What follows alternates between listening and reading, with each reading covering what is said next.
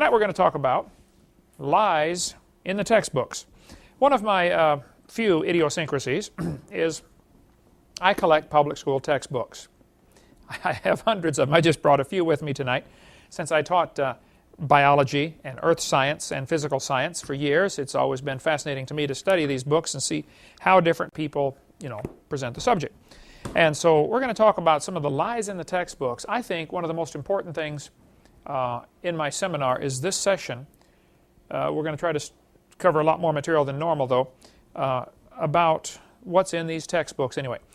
I start off in my seminar giving an illustration to make the point. I'll give it here so you can see how this fits in perspective. It has always amazed me, after teaching school for 15 years, how two people can look at the same thing and come to opposite conclusions of what they're seeing.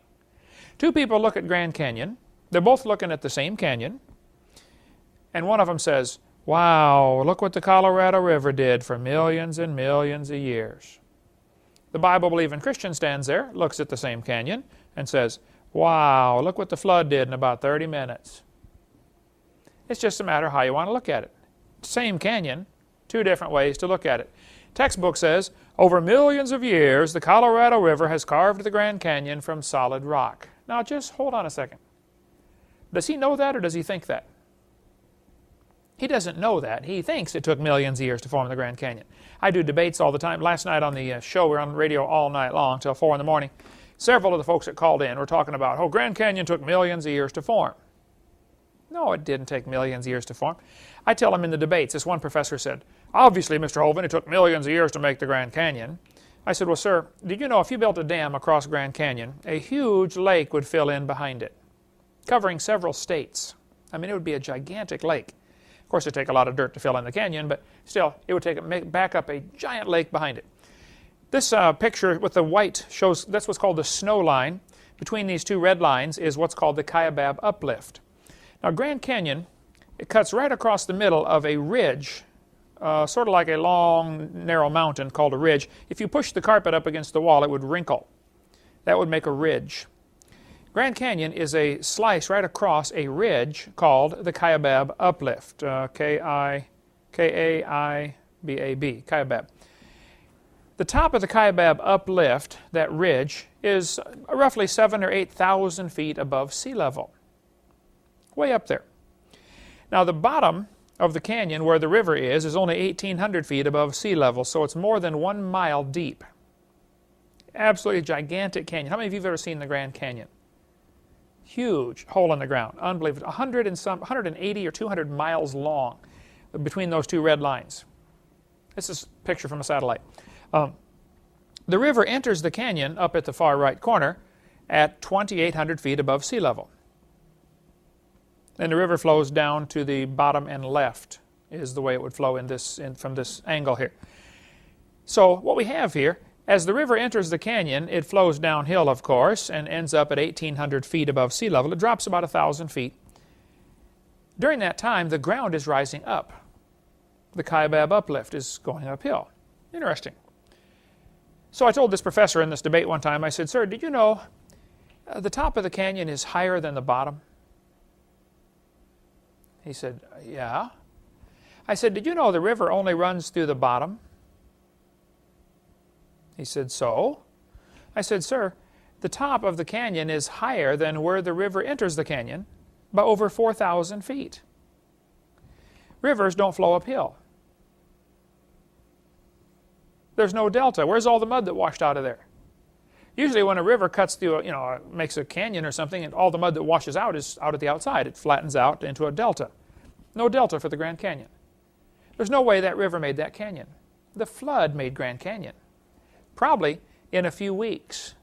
Certainly not millions of years. See, while the sediment layers were soft after the flood, the water could erode that very quickly. Probably Grand Canyon formed within a few years after the flood, because the Bible says in Psalm 104, the mountains arose, the valleys sank down, and the water rushed off. During this time, probably huge lakes were trapped by the mountains lifting up, and it would take several weeks or months or years for that lake to overflow its own, find the lowest point, and overflow and make a spillway, and carve out Grand Canyon very quickly. Most of the river basins in the world were probably formed as the floodwater ran off during the last few months of the flood or during the first few years afterwards.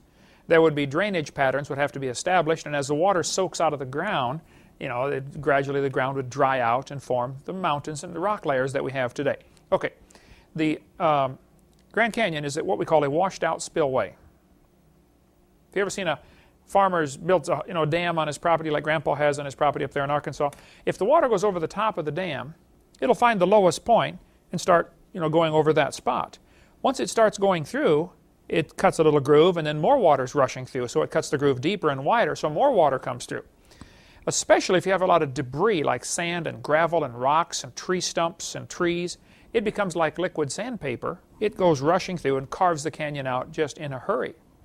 And we'll get into more of that on video number 6 of about the flood, what caused that. Anyway, Grand Canyon is simply a breached dam. It was not formed by the Colorado River. So you need to be able to give, for the quiz, some reasons why we know the Grand Canyon could not have been formed by the Colorado River. There's no delta.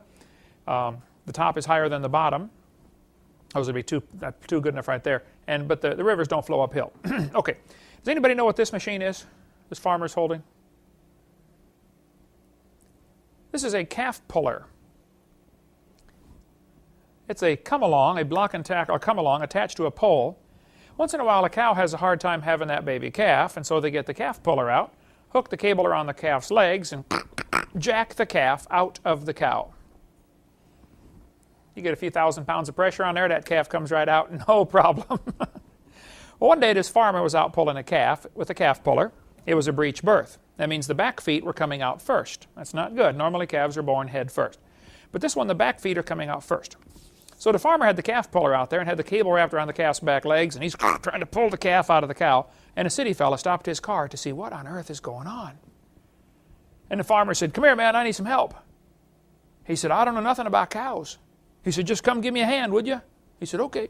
So the city fella hopped out of the car, jumped over and helped the farmer pull the calf. He never said a word. He just did what he was told.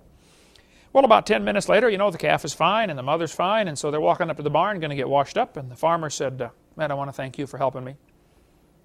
The city fellow said, "Oh, I was glad to help, glad to help." The farmer said, "Have you ever seen anything like this before?" The city fellow said, "No, sir, I've never seen nothing like this." The farmer said, "Well, do you have any questions?" He said, "Yes, sir. I got one question. It's been bugging me for 10 minutes. The farmer said, "Well, what's your question?" The city fellow said, "How fast do you figure that calf was going when it ran into that cow?" No, fella. We are not separating the wreck here. How fast was that calf going? Two people looking at the same thing, and one of them's getting a wrong idea of what's going on. Boy, the Bible warned us that was going to happen. In 2 Peter chapter 3, it says, "Knowing this first, there shall come in the last days scoffers." There are people that scoff at the Bible. And it says they're going to walk after their own lust, and they're going to say, "Where is the promise of His coming? For since the fathers fell asleep, all things continue as they were from the beginning of the creation." Now that's an important verse. We don't ask you to memorize too many verses for our class here, but I want you to memorize 2 Peter 3:3, 3:4, and 3:5. And we'll put those on the test here. 2 Peter 3:3, 3:4, and 3:5. 3:4 says, the scoffers are going to say, "Where is the promise of His coming? For since the fathers fell asleep, all things continue as they were." That's a very important phrase. What that means is, the scoffers are going to say, the way things are happening now is the way they've always been happening. For instance, they look at Grand Canyon, big old huge slice in the rock, and they notice the river running across the bottom is eating rocks off the bottom. It's eroding it, making it deeper. So they study the canyon for 20 years and say, we calculated over a 20-year span that the Grand Canyon gets deeper about 1/8 of an inch every year. The rock is being worn off. That's probably true. I wouldn't argue about that. And they'll say, "See, this canyon is, 6,000 feet deep, and at 1/8 of an inch a year, that proves it's, X number zillion years old." Now, hold it. You're assuming that what you're watching now, 1/8 of an inch per year, is what's always happened. Right there is the faulty assumption. 99% of that canyon was formed in a couple days, and the last 1% has been happening over the last 4,400 years since the flood. But they assume what we see today is the way it's always been happening down through history. That is called uniformitarianism, which will be a word you need to know. We'll get into that in a second. I'll put it up on the board here. The scoffers, the Bible says, will be willingly ignorant of how God made the heavens and the earth standing out of the water and in the water. We covered that in the previous sessions about what the original creation was like, how that the earth was made with a canopy of water overhead, and it was in the water and out of the water. And the scoffers are ignorant of the flood, whereby the world that then was, being overflowed with water, perished. This world was destroyed by a flood. And the scoffers don't want to admit there was a flood because that means, God has the authority to judge His creation. And He does, folks. This is His world. He can wreck it if He wants. Well, one of the scoffers in the last days was a fellow named James Hutton. In just about every science book, you read something about James Hutton. He lived in the late 1700s. He wrote a book in 1795 where he said, I think the earth is much older than everybody says. Now you need to understand the history here. In the late 1700s, of course we had our American Revolution, the English call it the Rebellion. We had our revolution in 1776 and rebelled against King George, threw the tea in the harbor, making it unsuitable even for the British to drink. And in 1795, James Hutton wrote his book and said, I think the earth is millions of years old. Now, during this time, almost everybody in America, at least, and in the Western world, believed the Bible. They were strongly influenced by Christianity. And most everybody believed the earth was about 6,000 years old. So James Hutton comes along and says, I think it's millions of years old. Well, that was a pretty new thought, and not many folks believed it. Also during this time of the end of the 1700s and early 1800s, there were many revolutions going on. There were countries rebelling against the idea of a monarchy, a king. We had the American Revolution, the French Revolution, the Spanish, the Polish, the Italian, the German. What was happening was people were throwing off the king as a form of government. Now, the Tsar in Russia was the equivalent to a king up until 1917, right?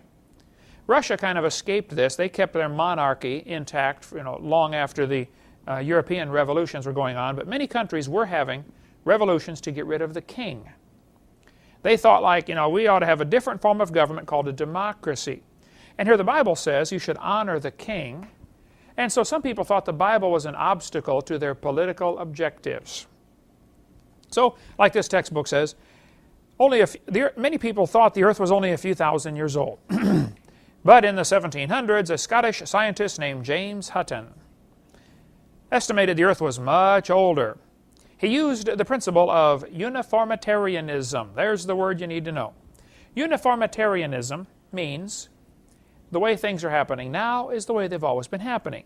The slogan is often put like this: the present is the key to the past. And that's what they say. Uniformitarian means the present is the key to the past. In other words, if Grand Canyon's getting deeper a little bit every year, well, then that's the way it's always been happening. Actually, the Bible is the only reliable key to the past. But one of these scoffers, James Hutton, wrote his book, and he kind of developed this idea of uniformitarianism. Now, a young lawyer from Scotland named Charles Lyell read that book and became very influenced by it. Charles Lyell, and you need to know his name, Charles Lyell, the Scottish lawyer, hated the Bible. He lived in the early 1800s. He read James Hutton's book and was influenced by it.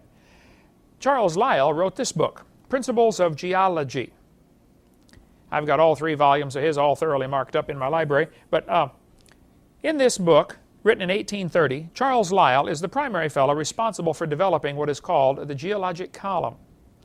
And in his book, he mocks Scripture. Now you have to understand, during the early 1800s, most people believed the Bible, so you had to be careful if you were going to attack the Bible. You didn't just come out and blast it like the atheists did last night on the radio program, and the calls you got last night, Marla, on the skeptics calling in saying, oh, you're so stupid to believe the Bible. Back in 1800, man, you didn't do that because 99% of the population believed the Bible. So you would blast Christians and you wouldn't have any friends left. So the way he did it was interesting. He used scoffing to scoff at the Scripture. For instance, on page 30 he said, they reach false conclusions and futile reasoning and ancient doctrines sanctioned by the implicit faith of many generations and supposed to rest on scriptural authority. This is a backhanded way of poking fun at the Scriptures for those idiots who dare to believe the Bible. He said on page 41, this other guy remarked how much the interests of religion, now watch this phrase carefully, the interests of religion as well as those of sound philosophy had suffered. In other words, religion and sound philosophy suffer when you mix them together. What's he trying to say here? You mean you can't have religion and believe the Bible and also have sound philosophy? That's what he's trying to imply by perpetually mixing up the sacred writings with questions in physical science. Here is where, and they do this today, they try to make it look like the Bible and science cannot be put together. Well, no, the Bible and science get along fine. The Bible and evolution do not get along fine.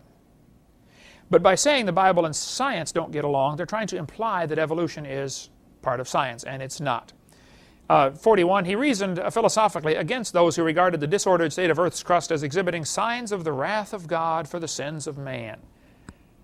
And of course, if you look at the world from a biblical perspective, you see the flood in the Bible, and you look at the Grand Canyon, you say, wow, that's the wrath of God for the sins of man. But some people don't want you to look at the world and see the wrath of God for man's sin, because then you might end up getting saved. And so the devil has got a lot of folks looking at Grand Canyon saying, wow, that took millions of years of evolution. And that way they miss an important object lesson to remind them of the wrath of God on the sins of man. So Lyle here is mocking this idea. He talked about religious prejudices. You know, if you believe the Bible, you're prejudiced. He said, men of superior talent, he's talking about himself, who thought for themselves. Now what does he mean by this? If you think for yourself, you will be of superior talent. And he said, and they were not blinded by authority like the Bible. This is another one of those backhanded jabs trying to say, well, if you believe the Bible, you don't know how to think for yourself. And I get that every week in debates and in call-in talk shows and stuff with us. Oh, you believe the Bible, you don't know how to think for yourself, huh? Well, yes, I do know how to think for myself. And I think I've studied it very carefully, and the Bible is absolutely right. Simple as that, okay? Lyle said his goal was to free the science from Moses. What's he mean by that, you think? Most scientists in this time were Christians. They thought science got along just fine with the Bible. Lyle said he wanted to free science from Moses. In other words, get rid of this idea of a flood and a creation. Let's put millions of years in here. That's what Lyle wanted to do. Okay, scientists who thought that Archbishop Usher's estimate, or even 10 times this, was an immense length of time, were in for a rude shock when they started looking closely at the solid part of the earth. Oh, there's another backhanded stab at the Bible. In other words, yeah, you might believe the Bible's true, but when you really look at science, you'll find out it's not. And there are professors today that do the same thing to their students. They're going to say, oh, you believe the Bible, huh? Well, by the time you get done with this class, we'll show you the truth. That's just the attitude they have. That science doesn't go along with Scripture, but it certainly does. Lyle, in the early 1800s, developed, along with some other fellows, he developed the geologic column.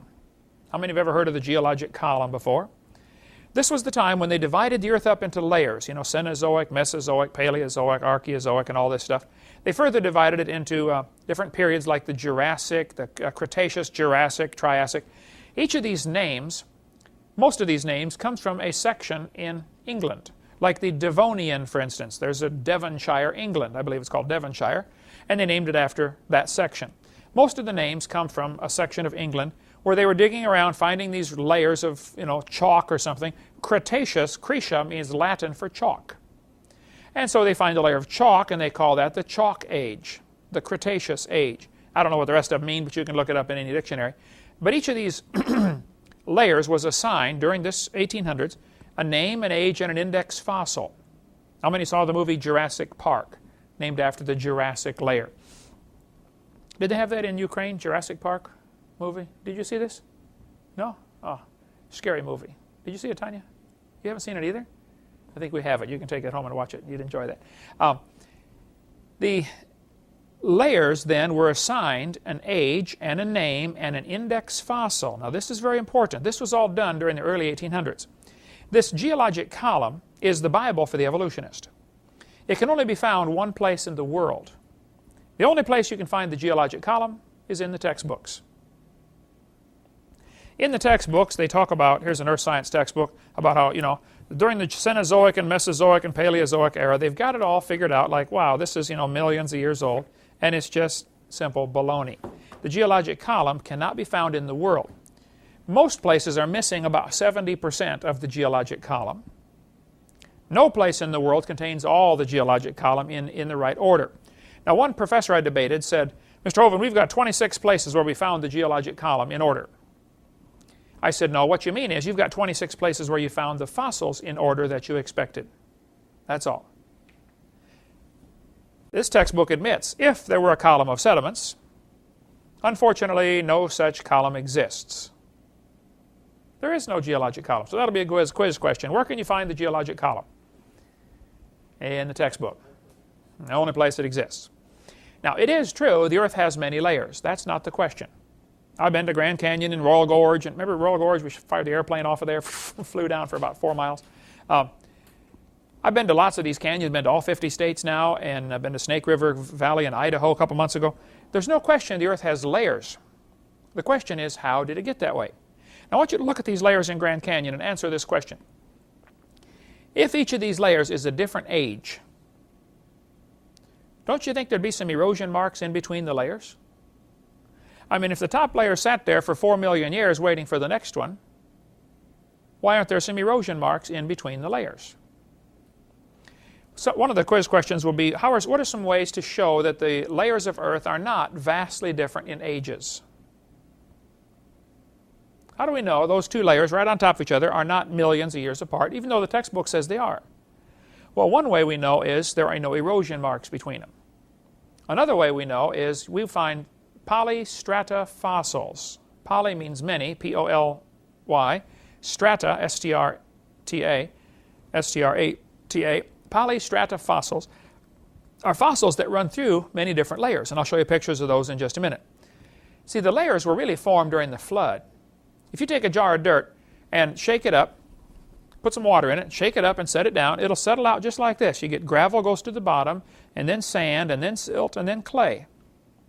And then very slowly the fine particles end up on top because they're going to float around in the water for hours till they finally land.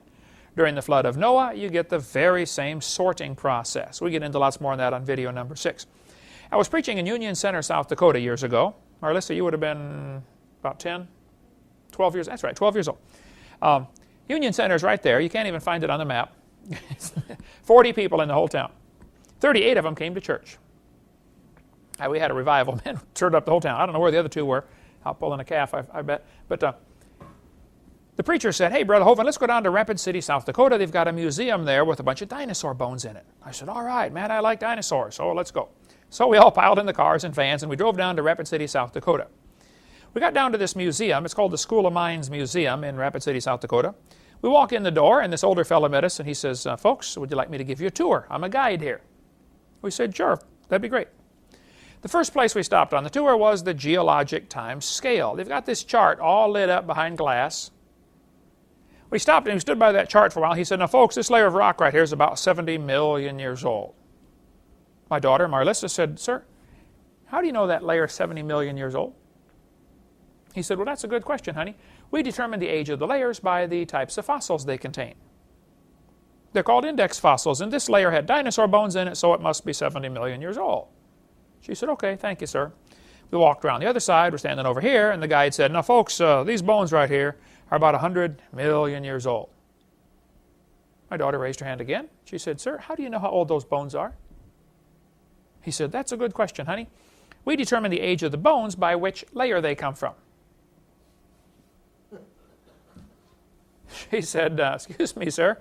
When we were standing on the other side, you told me you knew the age of the layers by the bones, and now you're telling me you know the age of the bones by the layers. She said, isn't that circular reasoning? I thought, wow, a chip off the old block. That guide had the strangest look on his face. It was almost as if he were thinking. He looked at me. I wasn't about to help him. He looked at my daughter. He said, you know, you're right. That is circular reasoning. He said, I never thought of that before. That poor fellow drove 50 miles one way that night to hear me preach in Union Center, South Dakota. The crowd swelled to 39.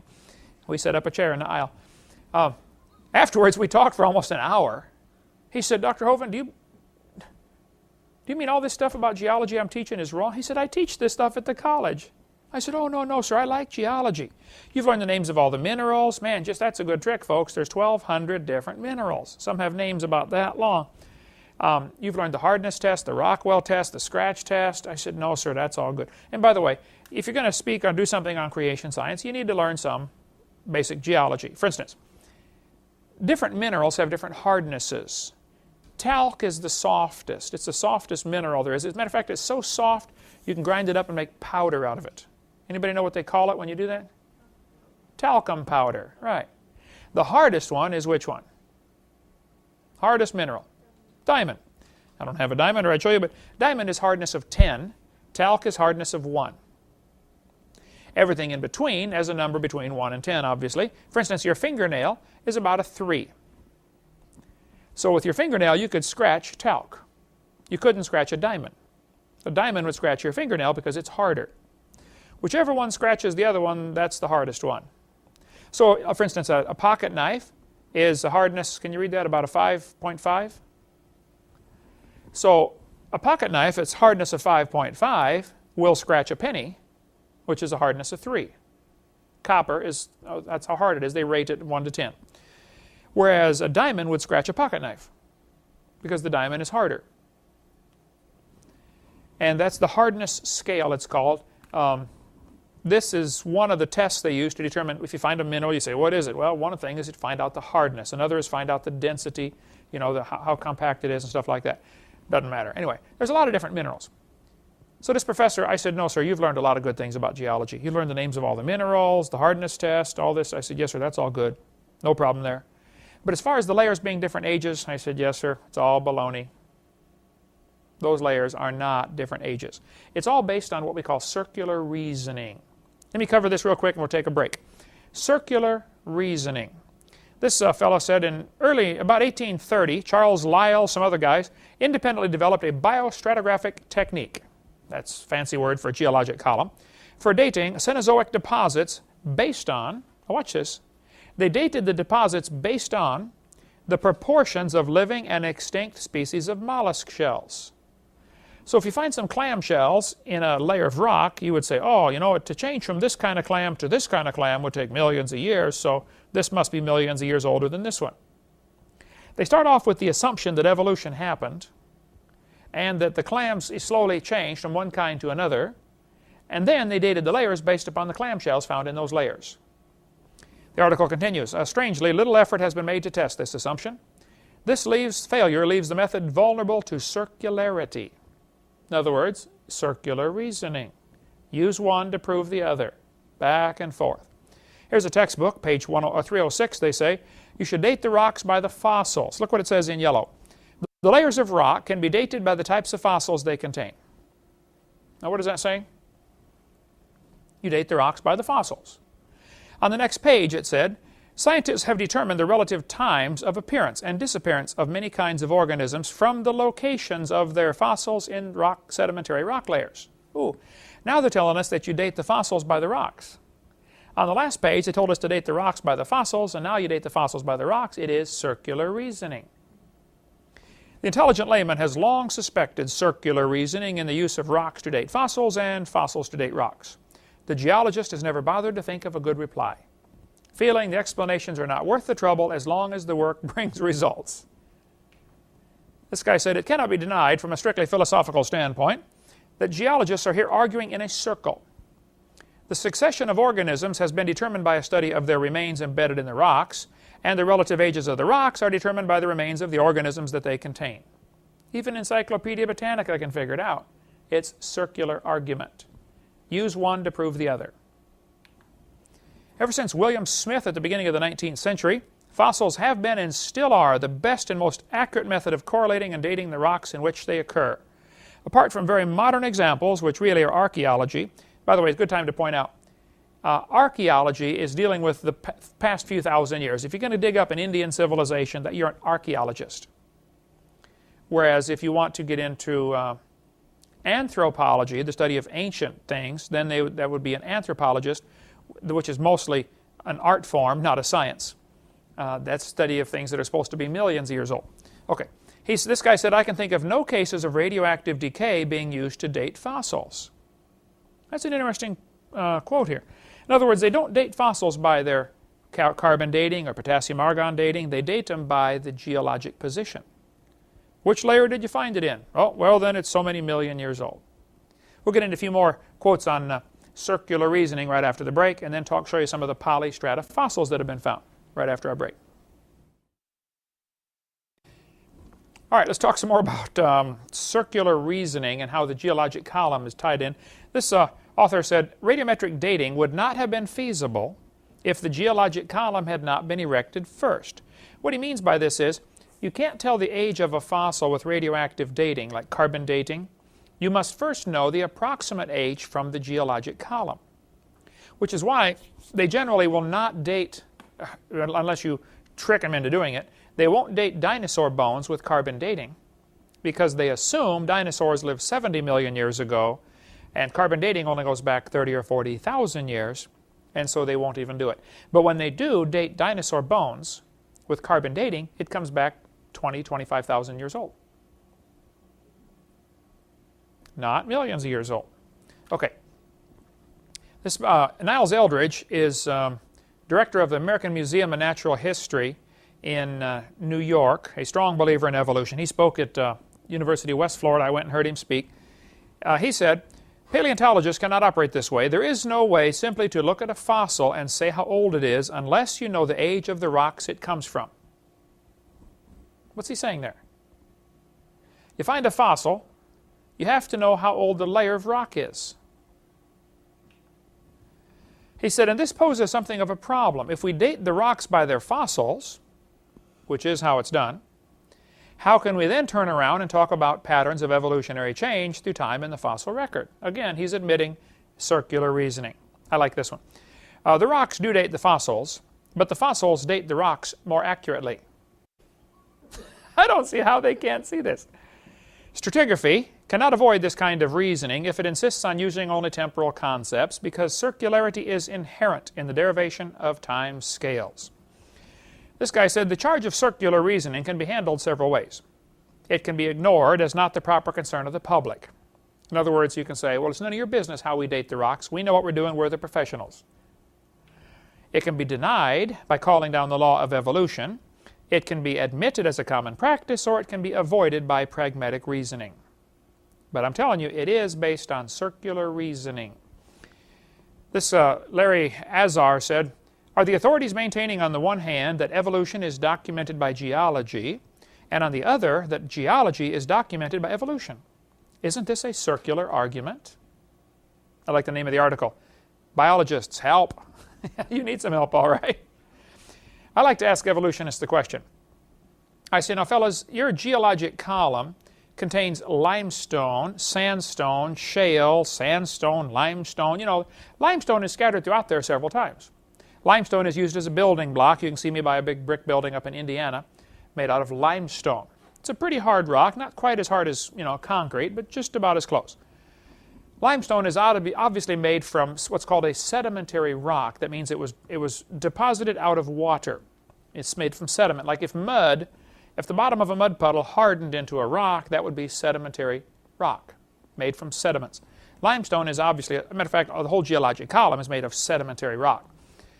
I like to ask him the question, how do you tell the difference between 100 million year old limestone and 600 million year old limestone? If I handed you a piece of limestone and said, how old is it, how would you know? They're both limestone, same kind of rock. Well, there's only one way they can tell the difference, that is by the index fossils. If your limestone contains a dinosaur bone, well, then it's 70 million year old Jurassic limestone. However, if it contains a trilobite, it's going to be 600 million year old Cambrian limestone. They date the rocks based on the fossils they find in it. Here's a trilobite. I've got a bunch of them in my office there. This textbook says, matter of fact, my textbook might be right here. If not, it's in my office there. Okay. He says, trilobite fossils make good index fossils. If a trilobite, such as this one, is found in a rock layer, the rock layer was probably formed 500 to 600 million years ago. Okay, now why do they think trilobites indicate the rock is 500 million years old? Well, because they started with the assumption that trilobites evolved first. See, the oldest life form, according to their thinking, is supposed to be 600 million years old.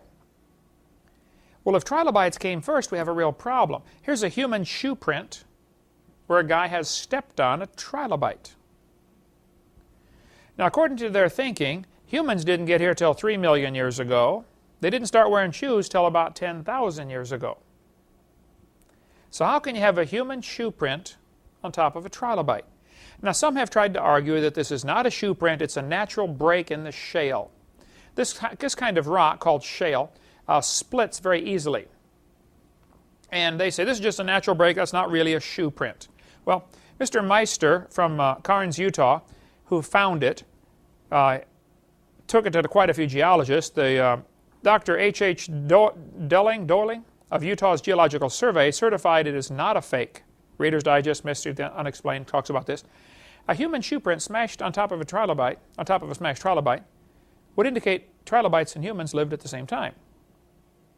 Which I could have told them. The Bible says God made everything in 6 days. Some people say maybe aliens visited the planet. And that's what happened. 600 million years ago, aliens came down here.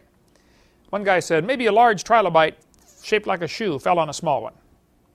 Well, there are some big trilobites, I'll admit, but they're not shaped like a shoe. 2 Peter's got the best explanation. The scoffers in the last days are willingly ignorant of the flood. Probably trilobites dwell at the bottom of the ocean, go through the mud down there or something, and they do have gills for living in water. And probably during the time of the flood, the crust of the earth is flexing back and forth, and what used to be the bottom of the ocean is now above sea level. And people are running across this area trying to find a mountain to keep out of the water. And somebody stepped on a trilobite, which before had been at the bottom of the ocean. Trilobite eyes are incredibly complicated. This Science News back in 1974 said the trilobite eyes have the most sophisticated eye lenses ever produced by nature. Well, I disagree. They said they were produced by God. But the trilobite eye sometimes will have 1,500 lenses, which means he could actually see all directions at the same time. He can see behind him and see above him and see around him, all at the same time. Even Stephen Gould says the eyes of the early trilobites have never been exceeded for complexity or acuity. Well, now, if they're the first animal to evolve, or one of the first, don't you find it kind of interesting they've got the most complicated eye in the world? There might be some animals like trilobites still alive. I talked to Joe Taylor today at Mount Blanco Museum in Texas. They've got a great display of fossil trilobites, including many that are found in the folded position. What happens when a trilobite dies, it folds up or rolls up. How many have seen the little bugs we have here in Florida? They roll up, like call them a roly-poly. A little round pill bug they're called. As soon as you touch them, they roll up, looks like a little BB. You know what I'm talking about, the little gray things? Yeah, called a pill bug. Trilobites do that also. When they get scared, they roll up, so their shell protects them on all sides. Many trilobites are found fossilized flattened out. Some are found fossilized rolled up. Many millions are found fossilized halfway. They started to roll up and died. Now think about it. Mount Blanco Museum has a display of trilobites where there's 2 of them that are laid out flat like they're walking. The one in front of them is halfway rolled up. Something caught them in a catastrophe happened.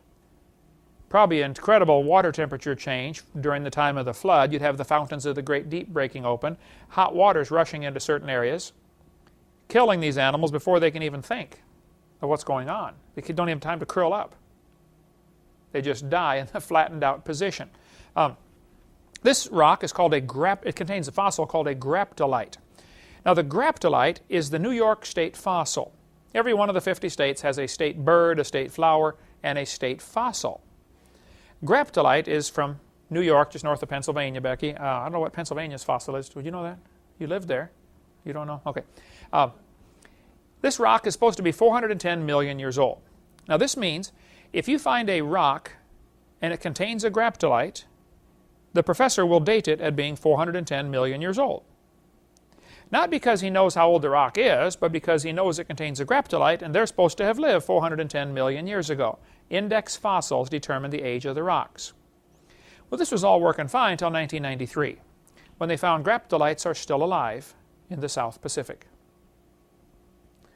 Well, now hold it.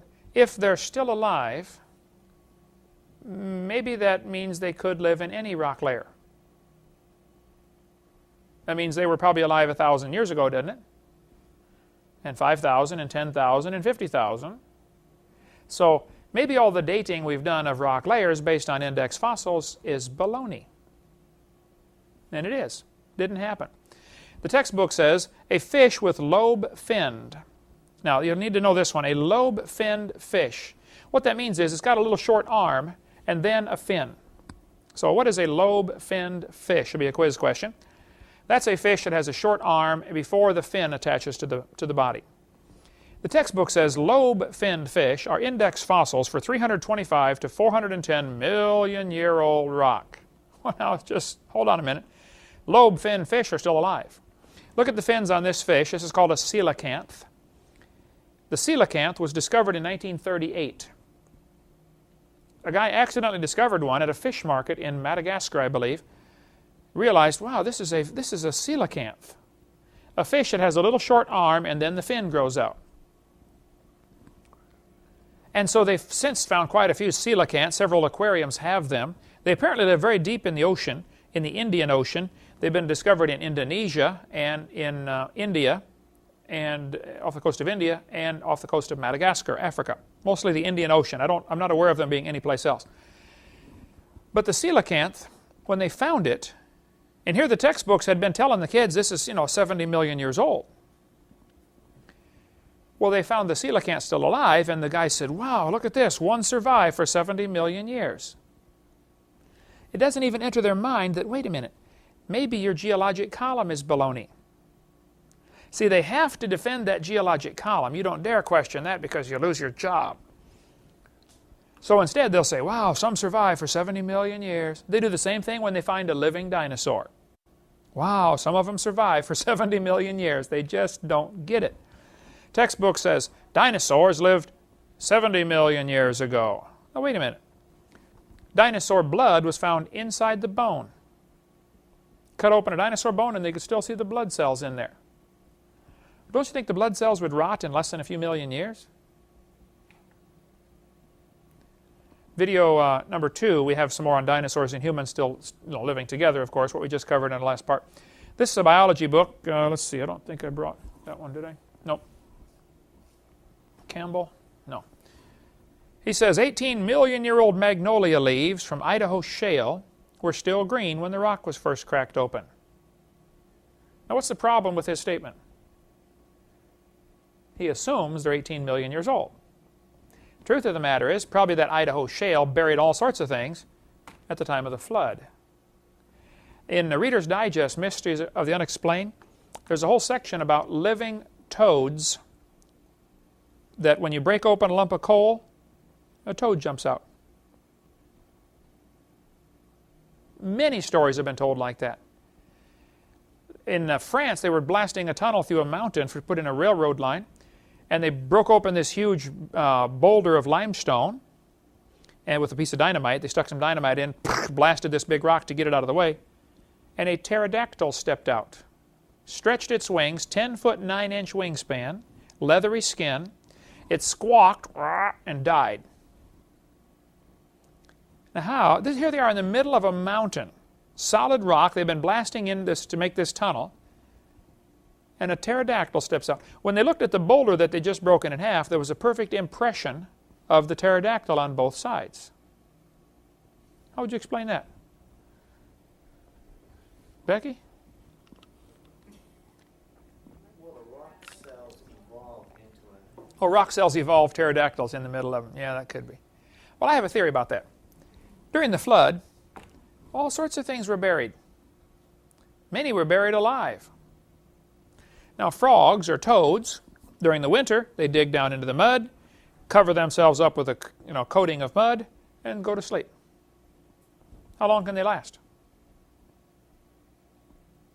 Can they hibernate 5 years? 10 years? 4,400 years?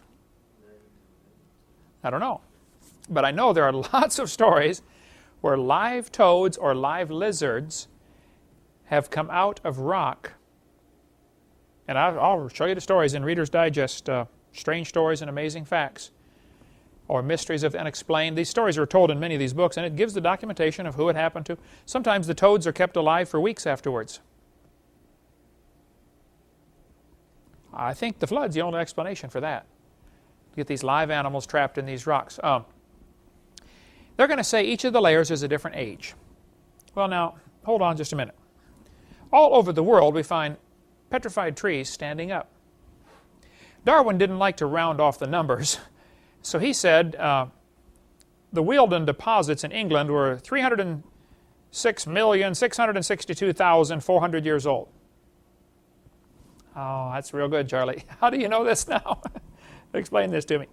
Here's a petrified tree standing straight up.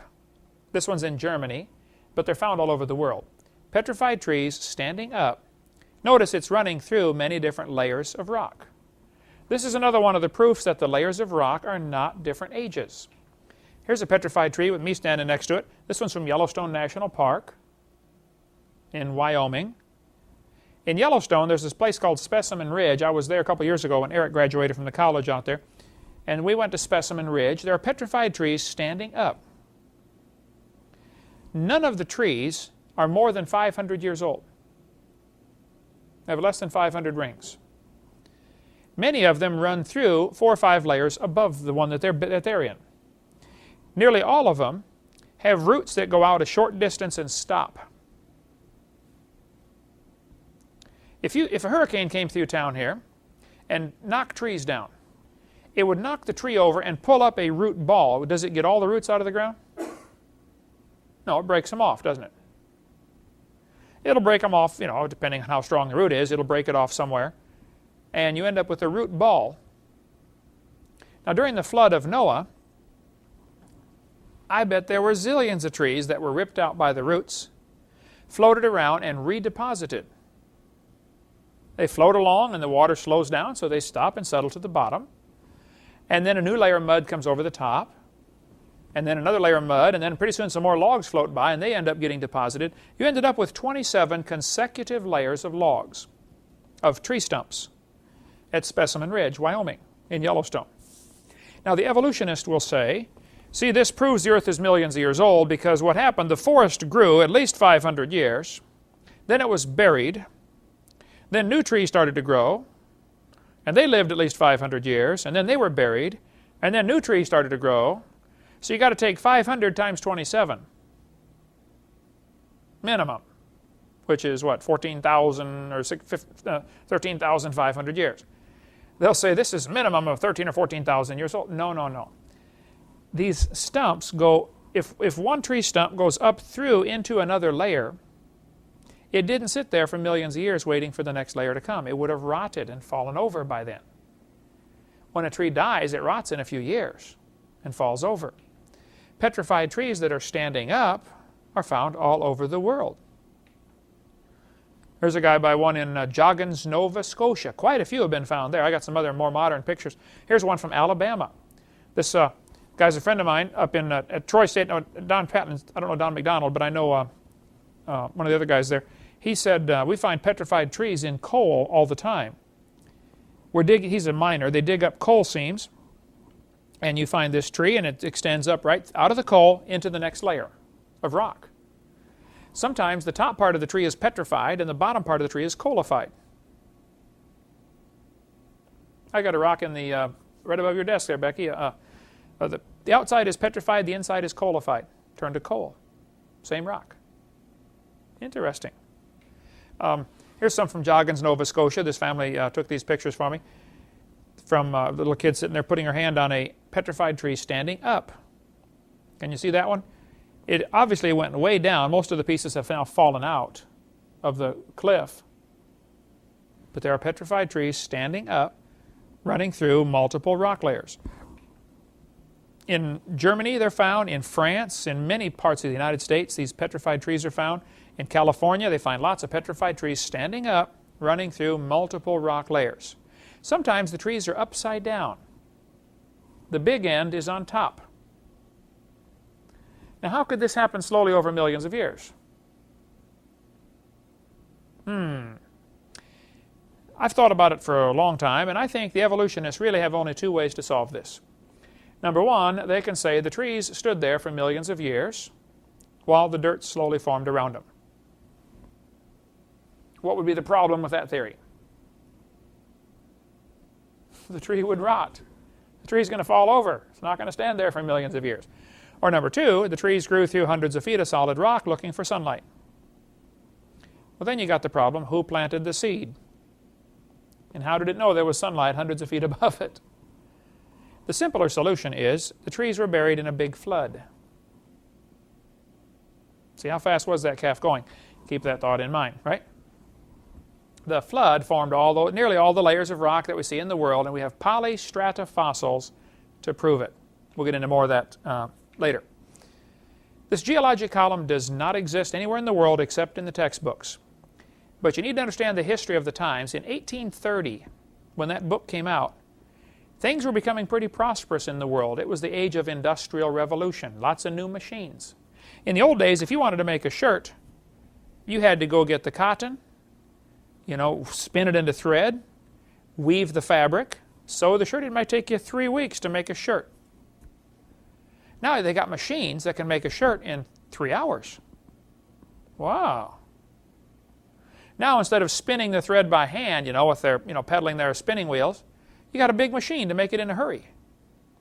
And the more machines that came on the line in the early 1800s, called the Industrial Revolution, the more prosperous things became. I mean, all of a sudden, you didn't have to work, 8 hours a day just to prepare food. You could do it in 2 hours a day. You didn't have to spend 3 weeks harvesting your corn. You now have a machine that'll harvest the corn in 3 hours. So once things, it starts to allow you to get more done in a day, to make more money in your lifetime, and everything's becoming very prosperous. And so some people thought, we got everything we need. We don't need God anymore. And often when times are good, people turn away from God. When times are bad, they turn to God. Some people say, boy, if God had given me $1 million, I'd tithe. No, probably if God gave you $1 million, it would ruin you. You'd end up getting away from God altogether. That's probably, and God knows that's what would happen. It does to most folks. Doesn't have to, but it just seems to work that way. So in the early 1830s, people were believing the Bible was true. The flood formed all those layers. Lyell comes along and says, no, these layers formed slowly. And they started believing it, and it turned them away from the biblical worldview. And all of this had a very profound influence on a young fella named Charles Darwin. Charles Darwin went on a boat ride in 1831. The boat was called the HMS Beagle. And that boat ride, while he's sailing around, he had just graduated from Bible college. And he brought some books with him to read. One of the books he brought was Principles of Geology, written in 1830. Here it is the next year, 1831, and Darwin brings this book. That book, as he read it on that voyage, changed his life forever. And we'll talk next class about what happened to Charles Darwin in the early 1830s. Coming up next week. Thank you for joining us.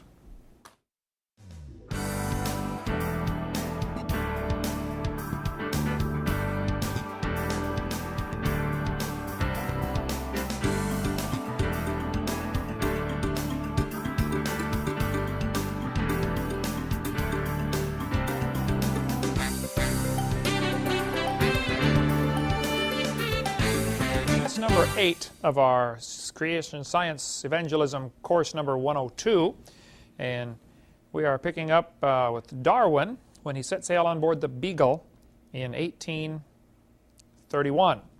Lyell's book came out in what year? Who remembers what year from last week? 1830. And Darwin just graduated from Bible college the next year to be a preacher. Darwin has a fascinating history. His great-grandfather was Erasmus Darwin. He was so fat. He was a doctor, medical doctor, but he was so fat they cut the table out for him to be able to sit and eat because he couldn't reach the food otherwise. They had a special table with it cut out for him. His dad was also a doctor, Charles Darwin's dad was, and they had sent Charlie to school to be a doctor, but he just didn't have the stomach for it, the blood and the cutting people open. He just couldn't do it. Charlie Darwin was basically a dud at everything he did. He was a loser. He didn't know how to work. He didn't know how to do much of anything, except he loved to hunt and shoot birds. He just loved to shoot birds. But he also raised pigeons. kind of a strange fella. He really enjoyed worms. He loved worms, and that's one of the reasons he hated birds, because birds ate worms, and he thought that was kind of cruel and hard on the worms, so he shot all the birds he could find. The more you read about the guy, the more you wonder how on earth he ever became so famous, because he really was a loser. He was a lousy student. He wasn't good at much of anything. Never showed an interest in hardly anything except sports, playing around. He just didn't do much. But when he dropped out of medical school, they sent him to college to be a preacher. Because in England, if you got to be a pastor of a church, I mean, the Church of England was, and still is, I believe, supported by the government, tax supported. So you don't have to work, you don't have to do nothing. You get your paycheck every week, whether you do anything or not. So his idea was, I'm just going to be a country parson, you know, and just do nothing the rest of my life. He did like to study. He read a lot. And so when he couldn't find a job after getting out of Bible college, his dad, medical doctor, a very important man in the area, pulled a few strings and got him on board the HMS Beagle. Now the Beagle was going to sail around for 5 years and collect information about various continents and animals and plants on different continents, South America particularly, but they were going to go completely around the world. Darwin got a job sailing around on the Beagle, and of course it's a 5-year voyage. Now the deal was, you don't get paid anything. Well, we're going to work for 5 years, you get paid nothing, but we will feed you. His dad said, son, that's the best offer you got, you better take it. So he set sail for 5 years just so they'd feed him. It was a good chance to grow up, you know, and like guys go off to the military for 4 years and they come back, they grow up fast in the military. Well, as Darwin sailed around, he brought some books to read, of course. He brought his Bible. He just got out of Bible college. And he brought a book by Charles Lyell, The Principles of Geology. Now, you need to understand a little what was going on here. In the 1830s, an awful lot of Christians were teaching a doctrine, and this would be a quiz question. The doctrine was called the fixity of the species. Fixity, F-I-X-I, he spelled it, I don't know how to do it. Fixity of the species. What that means is, they said if there are 20 different kinds of dogs, well then God made 20 kinds of dogs, because nothing changes. And if there are animals that are adapted to cold weather, well, God made cold weather animals and God made warm weather animals and nothing ever changes, okay? And if there's a particular kind of bird on a certain kind of island, well, God made it for that island. They didn't believe, now some, of course, they weren't all like this, but probably the majority opinion in Darwin's day was this doctrine called the fixity of the species. Darwin, as he sailed around, it became pretty obvious to him, this is simply not true. And he was right. Oftentimes, the Christians teach things that it's not what's in the Bible. And then people rebel against their teaching and think somehow all of Christianity is bad because this false doctrine is bad. Like the Pharisees. You know, they added to the Word of God so much. And people they just rebelled against the Pharisees' rules, but it caused them to rebel against God's Word, and that was the mistake. One of for instance, the Sabbath commandment was, do no servile work on the Sabbath. You know, you work like a servant. Don't do that on the Sabbath. God said, I want you to rest. Well, so the Pharisees came along and said, well, let's see, walking more than 1/8 of a mile, that's work. If you walk less than 1/8 of a mile from your home, that's fine. So they would take a piece from their house, a brick or something. They would walk 1/8 of a mile, break off a piece, drop it on the ground, and say, oh, this is now my house. Walk another 1/8 of a mile, break off a piece, drop it on the ground. Look for a loophole to the stupid rule which they made up to begin with. This type of thing is what the Pharisees did, and Jesus really gave the Pharisees a hard time, and he should have. But we got a bunch of Pharisees today doing the very same thing. The Bible says, 1 Corinthians, it's a shame for man to have long hair. That's all it says. And from that, some people say, well, here's how long is long, and they make all these extra rules. Now, just a minute. This is a matter of Christian interpretation. You decide what you think God is happy with. The Bible says women should dress modestly. After that, it's up to you. You know, I think it's your decision as a Christian to decide, you know, what do you think pleases God? And if you go beyond that, you quickly become a legalist or a Pharisee. I don't want to offend anybody. I keep a nice short haircut because I don't want to offend anybody. I want to, nobody would slam the door at me because of my hair if I was out knocking on doors soul winning. Now they might not like something else I have or do or say, but you know, at least the hair won't be an offense to them. So I just think it's not worth the issue. You know, it's not worth fighting about. And many issues are that way. So Darwin, here he was, about to set sail on the Beagle. One of his jobs was to collect bugs and birds for the people back in England who were paying for this trip, because they wanted to get a collection of stuffed birds and stuffed bugs, or formaldehyde preserved bugs for their big museum they're building. So some guy paid for this boat to go out for 5 years. As Darwin is sailing around, he said this book changed his life forever. Charles Lyell's book did. Because in this book, remember, Charles Lyell said the earth is, millions of years old. And each of the layers that you see is a different age. Well, Darwin read that book on the voyage and believed it. Later on, he wrote a letter to one of his friends, Russell Wallace, and he said, "Disbelief crept over me on a very slow rate. I felt no distress." In other words, it didn't bother him that he lost his faith in the Bible. But on that trip, Captain Fitzroy, that'd be another question you need to have on a quiz, Captain Fitzroy, Fitzroy, he was one of those, he was a Christian, but he was one of those Pharisee types who was extremely hard to get along with. And Darwin really defended Christianity against the sailors for most of the voyage. He defended the Bible for the first part of the voyage, and gradually as he read Lyell's book, it appears that that was the thing that really convinced him against the Bible being literally true. And plus Fitzroy and Darwin talked many hours on this 5-year voyage, and Fitzroy was just absolutely inflexible, unreasonable. You couldn't talk to the guy. It's my way or hit the road, And there's, of course, people like that today, plenty of them. And so that kind of drove Darwin away at least from the rigid fundamentalism.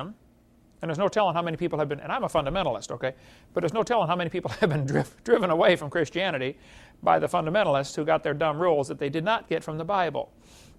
Anyway, during this voyage, as they sailed around, they would stop in at all sorts of different ports.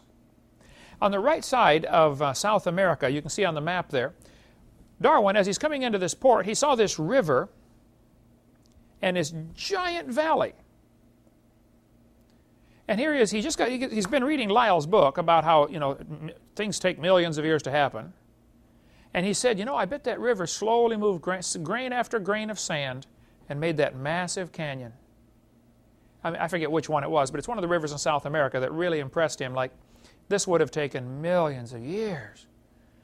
Well, yeah, or it would take one big flood. But he assumed the present is the key to the past. And there's the problem. He's looking at this river, moving down this little channel, bringing a few grains of sand at a time, and he's thinking, wow, to make this giant valley would take millions of years. Well, you're right, Charlie. If that river did that, it would take millions of years. But that river didn't do that. And that's exactly where they go wrong. The flood is what they forget. They don't like to talk about that flood. But Darwin came to these islands right here, the Galapagos Islands, and that'll be a quiz question. Galapagos, Galapagos, I believe. On the Galapagos Islands, they found giant tortoises. You ever gone to the zoo or the carnival or something? You see those huge tortoises. A turtle lives in the water. A tortoise lives on land. That's the difference. Okay, you caught a tortoise the other day, right? They're out here. A box. Yeah. Okay. If it's on the tortoise, a tortoise lives on land. A turtle lives in the water. Otherwise, they look very similar. The giant Galapagos tortoises. Nobody knows for sure how long they live, but they, as far as I know, all of them come originally from Galapagos. They are supposed to be excellent food. The sailors would just pick these things up and take them on board the ship and let them wander around because, what do they move? 5 feet an hour. You set them down, you go back to get him 3 days later. He's only 50 yards away, and they would eat them. They would just let them live on the ship until they're ready to eat them. Right? Yeah. So they just about wiped them out because it was such how hard is it to catch one? It's real simple, but picking them up gets to be a problem because they're huge. They know that they live 250 years, and some people suspect they live 400 years, those tortoises. Well, they don't get excited about much, just kind of stay calm. Life's nerves don't get rattled very easily. Anyway, that's where these tortoises come from, Galapagos Islands. There are many islands to this Galapagos area. I don't know exactly how many, but there are some of the major ones right there. And one of them is named Darwin, one is named Wolf, Pinta, and all these different names for these islands. On these islands, Darwin noticed each of them had a slightly different type of finch. Now, finch is a real tiny little bird, and since Darwin hated birds, he shot all the birds he could find and collected them and stuffed them and mounted them, for the museum. And he noticed that they were all finches, but their beak shapes were different. On some islands, the finches had to live on the ground because there weren't any trees. So if it's a ground-dwelling finch, he noticed it had slightly different feet and slightly different beak for cracking, nuts or something. If it lived in the trees, so he divided them up into sections. Those that eat berries, buds, and flowers on the bottom left, that's got a B by it, comes from one of the islands over there. Some that eat insects and flowers, and some that eat fruit and nectar on the Cocos Island. So he divided these birds up, studied them an awful lot. He spent a lot of time classifying these birds based upon what they eat, where they live, the available food, the shape of their beak. Now, a finch is only this big to begin with, okay, so we're talking not very much. But after studying all these 14, he finally ended up with 14 varieties of finches.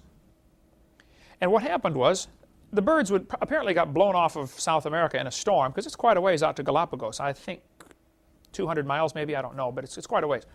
Apparently this storm blew them out, and he ended up, a little tiny bird, ends up on the island. Can't get back. So he stays there. And they raise their families, and eventually, those that, if there's only seeds to eat, and it takes a pretty heavy beak to be able to crack the seed, the babies that are born that don't have a heavy beak can't crack the seed. So they die. Suppose we said, we're going to go through Pensacola and kill everybody who is under 6 feet tall. Full grown, but under 6 feet tall. We kill them all. Then we wait about 20 years and do it again. Wait about 20 years and do it again. Eventually, you've got an entire population of people that are over 6 feet tall. Because the genes for less than 6 feet are gone. You weeded them out of the population. That's called selective survival. They do that. Dog breeders do this all the time. It's called selective breeding. If you want a dog with a long curly hair, well, then you pick out the puppies that have the longest, curliest hair, and you only let them crossbreed to the next one that has the long curly hair. And eventually, you've got a whole breed of long, curly-haired dogs. Probably nearly all the varieties of dogs we have today came from this process. It's called selective or artificial selection. Now, natural selection is where nature decides which one survives. In the case of the Galapagos Islands, if there are no trees to live on, then birds that require trees for safety aren't going to survive. Those that can live on the ground and survive against whatever predators are available, they can survive. So I want you to be able to explain for the quiz the difference between natural selection and artificial selection. Basically, natural selection, nature, through either cold weather or warm weather or some natural factor, would influence who survives. And artificial selection is where somebody on the outside, like a human being normally, decides, I'm going to let these survive and breed and these will not survive. Cattle farmers do that all the time. You get a bull or a cow that's a little sickly, well, you don't want that breeding back into the herd and spreading the defect around. So artificial selection is extremely rapid, what you can do. Darwin used artificial selection raising his pigeons, and he got some extremely wild-looking, fancy pigeons. They were still pigeons. But he noticed with artificial selection, you could get some incredible varieties in the pigeon family. There are probably hundreds of varieties of pigeons. And then Darwin said, well, if I can do this in just my lifetime and can raise all these hundreds of varieties of pigeons, what can nature do for millions of years? Well, nature could probably produce a variety of pigeons too, Charlie. But it's still a pigeon. It's still a bird. And somehow he got it into his head on this voyage that if we can see these little variations produced over a short lifespan, what would millions of years do? And that's where he went from science into fantasy, daydreaming, that maybe this proves the birds and the bananas have a common ancestor. He just went way off, way beyond reality, and assuming that this would somehow go farther. If we took all of the rabbits in the world, captured them all, turned them loose in Alaska, the vast majority would freeze the first year, but a few would survive. Those that have the thicker fur would survive, or those that have a bigger body. I was up in Saskatoon, Canada, Saskatchewan, Canada. I was on this plane going up there to preach up in Saskatoon, and the whole plane is full of hunters from Alabama and Texas and Georgia. I mean, I was about the only one that wasn't a hunter on the plane. A bunch of rednecks. I got talking to the guy next to me. I said, what are you doing? He said, I'm going up to go deer hunting in Saskatchewan. I said, where are you from? He said, Alabama. I said, you got all kinds of deer in Alabama. He said, oh, not as big as they got up here. Really? The deer up in Canada are much bigger than the deer down south here. So they shoot them. All they want's the head. It costs them $5,000 to go in there, shoot the deer. They leave the meat for the local Indians. Really? All they get's the head, and then it costs them a couple $100 to get it shipped back to the United States and stuffed and mounted to hang on the wall. But they're huge deer. I don't know the numbers, but I would guess an average deer here in Florida might weigh 80, 100 pounds, 80 or 100 pounds. Average deer up there might weigh 200 pounds. Up in Illinois or Minnesota, the deer are bigger, but not as big as Canadian deer. Now, why would even the crows, if you compare a crow here to the crows you saw in Wyoming, the crows are much bigger. Why is that, you think? Bigger body, less surface area for the heat. Exactly right. Bigger body, they can survive the cold better. Smaller crows couldn't survive. Bigger crows can survive colder weather. Eskimos generally are shorter and stockier, whereas a long, lanky person has more surface area exposed that can't tolerate the cold as well. It's just that would be an example of natural selection. However, it's very limited. Natural selection has worked on the rabbit populations to the point where the Alaska rabbits, because they got a short summer and long winter, they have a certain breeding cycle where they have their babies at a certain time of the year, and if you have the babies too late, they die. Have them too early, they die. So down in Florida, they don't have that problem. Florida rabbits and Alaska rabbits cannot interbreed. They're considered a different subspecies. Now, Florida rabbits and Minnesota rabbits can breed just fine. And Minnesota rabbits and Alaska rabbits can breed just fine. They're halfway between. But you now have the two extremes which are no longer interfertile. And so people will say, see, that's an example of speciation. Okay, well, if you want to call that speciation, then I agree. But the Bible doesn't talk about species. The Bible talks about kinds. And if you would put the Alaska rabbit and the Florida rabbit and the Minnesota rabbit in a cage and bring up all the 7-year-olds in the world and say, what are these? Oh, those are rabbits. It's the same kind of animal. I mean, use your head. So do they call that evolution? They'll call that evolution. Do they say that it's produced a different species? And sometimes, because who decides what's a species? Yeah. And who's making this decision anyway? Some guy that's desperate for evidence to begin with for evolution, to make his theory look good. Because you would think, hey, the one in Florida can breed with the one in Minnesota, so that has to be the same species. Minnesota can breed with the one in Alaska, that has to be the same Yeah. species. That's why they normally call that a subspecies. Just trying to get around that. Yeah, but then you look at a coyote and a wolf, Yeah, which are different species, but they can breed. There's a picture on the internet somebody sent me yesterday or a couple days ago about a whalpin. At a zoo, I think it's the San Diego Zoo where I just was, or maybe the Hawaiian one where we were a couple weeks ago. They crossed a killer whale and a dolphin. Yeah, I remember that. Yeah, in Hawaii. Killer whale and a dolphin. Now, normally, crosses like that end up being sterile. They cannot produce. But this one had a baby of its own. It was not sterile.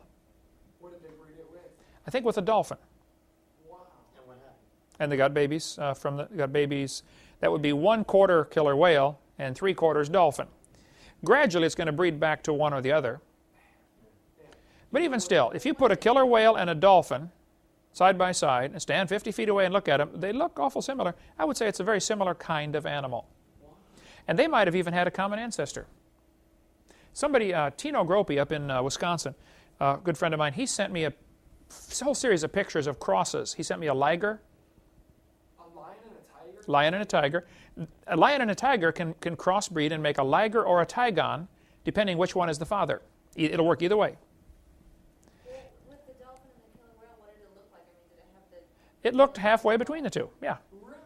Well, a horse and a jackass will produce a mule, Right. and the mules are almost always male and sterile. 1 out of 20,000 is a female and is not sterile. But then who do you cross it with? Cross it with your sterile male? What do you get? Nothing. So generally, I would say the Bible definition of kind, and I've been in several debates where they really press me, what is a kind? What is a kind? I've decided to go ahead and answer the question, knowing it'll set me up for, as a target. A kind is those that were originally in the creation, originally able to reproduce. Now today we might have different species that are from the same kind. They were part of the original breeding stock. I noticed in the last two debates you went ahead and said that Yeah. rather than... That's what the Bible says. Yeah. The definition of kind has to do with bring forth, have children. They shall bring forth after their kind. So then do you keep going after them about species and say, okay, well, because I remember one guy said, I gave a great definition of species, those animals that are able to reproduce. Sure, and I said, okay, dog and a wolf are different species. Well, they can reproduce. And they can reproduce. We So, call them different species. so where is your definition? Your definition breaks down. Yeah. But see, somehow they're all blinded. They think, give me a definition of kind, or else you don't know what, or else I win the debate on evolution. I don't know exactly what the original kinds were. Probably nobody does. What difference does it make? Yeah, I think for the vast majority, it's obvious. Okay, let's put a dog and a banana. Now those are different kinds. Okay, dog and a wolf, same kind. Dog and a hyena, I don't know, dog and a fox. There's going to be some that... Yeah, I'm not sure exactly how many original kinds of dog-type animals there were. And today we have, hundreds, but there may have been originally 5, just to pick a number. Or cat. Is a house cat and a tiger and a mountain lion and a, are they from the original ancestors in the garden? I don't know. God might have made 3 kinds of cats, and now we have 800 species. Or he might have made 1 kind of cat. I don't know. But I know if you put all the animals back in the basic kinds, there's only about 8,000 kinds of animals that have been classified. Now there's who knows how many million species, because some guy gets the idea that he wants to call something a different species, but it's the same kind. All right. So Darwin noticed all these finches and said, I believe all these finches had a common ancestor. You're right, Charlie. It was a bird.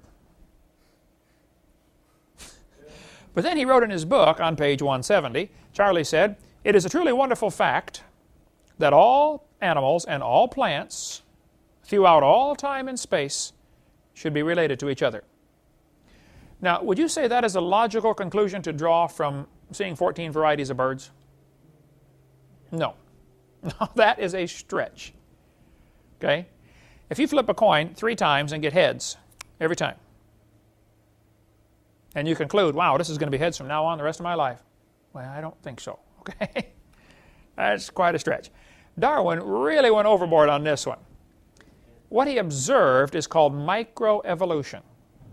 Now, I don't like that word. I think the word should be stricken from the dictionary. It's a lousy phrase, okay? However, we're stuck with it because that's what they're going to use, okay? You need to understand it, and then I think you need to avoid it because it's not really a good term, because it implies evolution. We ought to just call it a variation, because that's what it is. Probably the 250 varieties of dogs had a common ancestor, a dog. And probably the roses. The original rose only had 5 petals. The real, wild, original rose has only got 5 petals. Looks sort of like a daisy. How do you know that? I guess I read a botany book where they were talking about the history of the rose, and some guy got a mutant rose, a mutation, where instead of the petals sticking out, they were curled up, and there was more of them. And he thought it looked neat. So he did whatever he did before and kept getting this mutant and finally crossbred them, and they happened to be fertile, and he ended up, now we have roses all over the world that are from this original mutation. But normally, that mutation would have bred right back into the... Unless somebody had been there working with it, Right. it wouldn't have survived. Right. So natural selection would not have produced further. Probably not, no. Artificial selection did, and now, if you turn them all loose back into the woods, I suspect within 100 years they would go back. Unless the original genes are gone. They got same data, but it's... Right, the way rearranged data. For instance, if I gave you 500 Chihuahuas and says, here, I want you to go out on this deserted island, and I want you to crossbreed these dogs until you come back with a Great Dane. Well, you're probably not going to be able to do that, okay?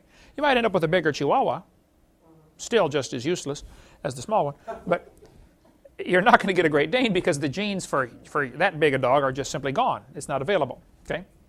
If you got all the pygmies and said, okay, we're going to crossbreed these pygmies until we get, somebody 7 feet tall, well, it's probably not going to happen. There probably isn't. Yeah, maybe you might get one 5 or 6 feet, but there's going to be, the limit is different. from the gene pool, from the information that's available. Okay. Microevolution is certainly observable. You can make it happen. This is what farmers do for a living. Over all the years and years and years of breeding cows, they have learned certain cows have certain traits that are desirable for a certain product, okay? If you want a cow that gives the best milk in the world, my understanding of cows is that you get a Guernsey. The problem is Guernseys don't give very much milk. Now, other kinds of cows will give an awful lot. In Illinois, we saw the cow that at that time was the world record holder, giving 100 and some pounds of milk every day. 100 pounds of milk every day. Yeah, all they do is eat all day, and then they milk them twice a day, you know. And the rest of the day they're eating. But now the Angus is really good beef. That's supposed to be one of the best eating cows, apparently, or one of the top ones, the Angus. The Brahma is it the one that got the big hump on his back? That one can stand the heat really well. The Brahma came from down Mexico, Central American countries, you know, and it was able to tolerate the heat, whereas the Angus was able to give the best beef. Brahma's not as good eating, but it stands the heat better. Angus is better beef, but it doesn't stand the heat very well. And so they cross them and get a Brangus, which is both, but only for that one generation. So the farmer will have a whole herd of Angus cows and one Brahma bull, and then he takes the generation they produce and sells them. If he tried to raise them to produce the next generation, he would lose it. Why couldn't you breed a Brangus and a Brangus? I guess it starts blending back to one trait or the other. You know, this is the type of stuff you study, and I didn't take classes on that. You know, on farming, okay, husbandry. It'll start to lose some of the traits, right? So when a Norwegian and a Russian marry, you got the two supreme races, you know, that they ought to produce really good kids if they ever would, right, son? Okay, tell him, brother. See, okay. So the microevolution is observable, it is scientific, it is scriptural. The Bible says they're going to bring forth after their kind. Probably Chihuahua and Great Dane came from a common ancestor, even though they look extremely different. And if all you found were the bones in the ground and you'd never seen a live animal, you probably would never put them as the same kind. What do you mean? Would never put the bones? If nobody had ever seen a live dog, and you found bones of Chihuahuas and bones of Great Danes, you would not imagine that's the same kind of animal. If all you found was a fossil caterpillar and a fossil butterfly, you would never dream it's the same animal, right? But it is. I wonder how many fossils we find like that today. There are lots of fossils like that. They're like the dinosaurs. There's no telling how many are actually the same kind. There are many, for instance, there's what's called sexual dimorphism, where the male and the female are very different, even in their, you know, skeletal structure. For instance, if you look at sea lions, the male is huge and the female is always real tiny. So, and if you look at black widow spiders, the female's huge and the male's real tiny. You would never put those two together. If all you found, you know, were fossils of them, you probably would have them as a different species. So that's why today there are 700 or 800 different kinds or varieties of dinosaurs in the dinosaur books for kids, and they got all these big names to learn. There's probably only about 30 different kinds of dinosaurs.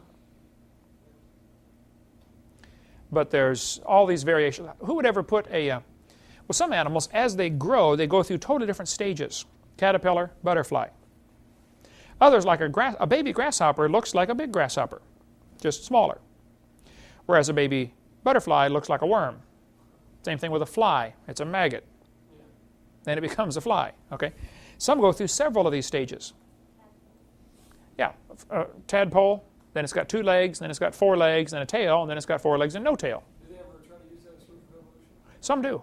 I always wonder, you know, why don't they use caterpillar to butterfly? Oh, I have almost all the time in debates. They'll say a caterpillar to a butterfly is evolution. I say no. It's driven.